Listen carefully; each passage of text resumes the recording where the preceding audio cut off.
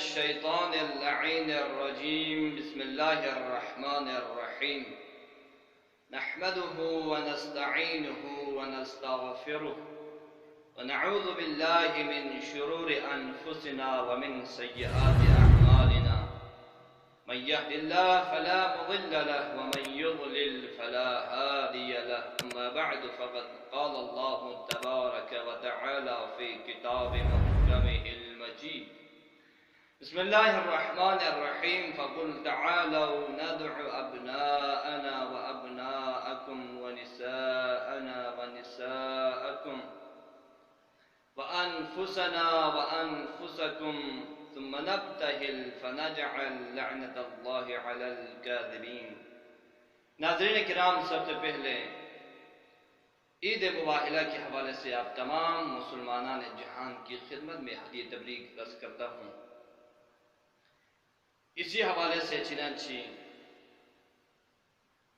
قرآن مجید کے آیتوں میں سے ایک آیت جو اسی موضوع کے ساتھ ریلیٹڈ رکھتے تھے آپ لوگوں کی خدمت میں تلاوت ہوا، جس میں پروردگار عالم ارشاد فرماتے ہیں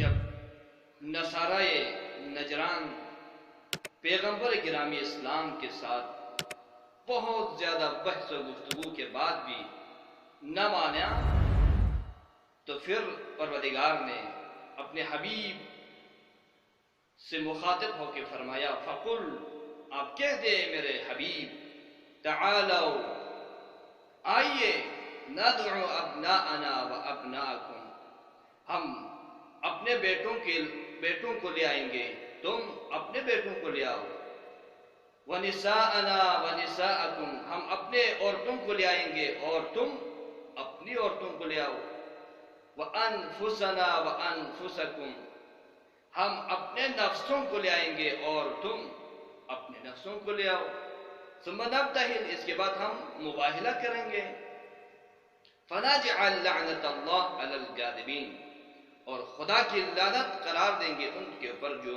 جھوٹا ہے. تو ناظرین کرام، 24 ذی الحجہ وہ مبارک دن ہے جس میں پیغمبر گرامی اسلام اور اہل بیت اطہار کو نصارائے نجران کے اوپر ایک تاریخی فتح و نصرت عطا ہوئی، جسے مسلمانان جہان، مسلمانان عالم روز مباہلہ، عید مباہلہ سے یاد کرتے ہیں اور خوشی مناتے ہیں. کیونکہ اس دن سچائی جھوٹ کے اوپر غالب آ گئی، اس دن سچ کو جھوٹ کے اوپر فتح حاصل ہوئی. اسی طرح ساتھ میں یہ بھی واضح ہوا کہ در حقیقت اصل میں سچے کون ہیں اور جھوٹے کون ہیں وہاں مشخص ہوا.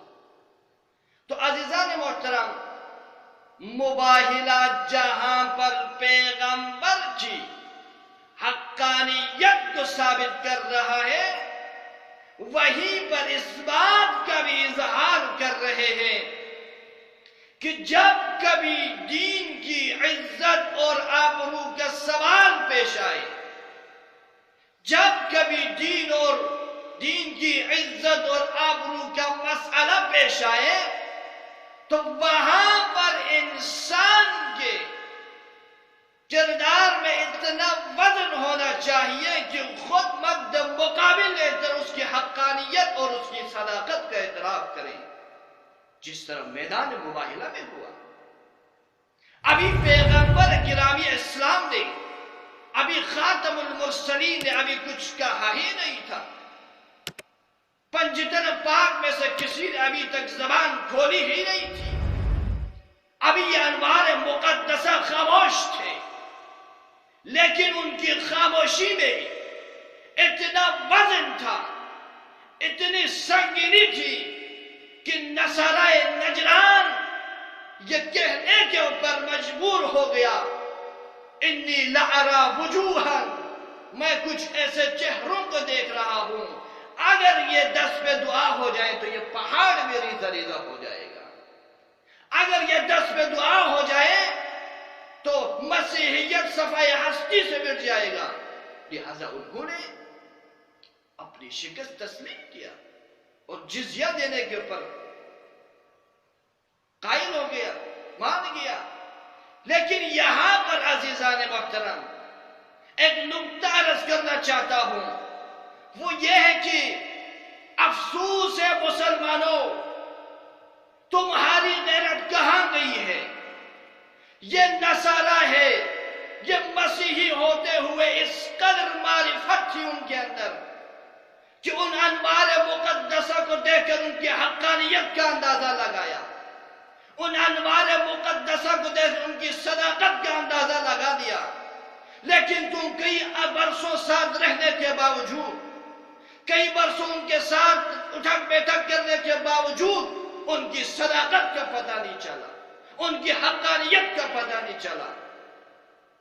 لہذا عزیزان محترم، ہم نے یہ عہد باندھا ہوا ہے کہ جب کبھی حق و باطل کا معرکہ پیش آئے، جب کبھی حق و باطل کا میدان سج جائے، تو ہم نے وعدہ کیا ہوا ہے کہ ہمیشہ حق کی حمایت کریں گے.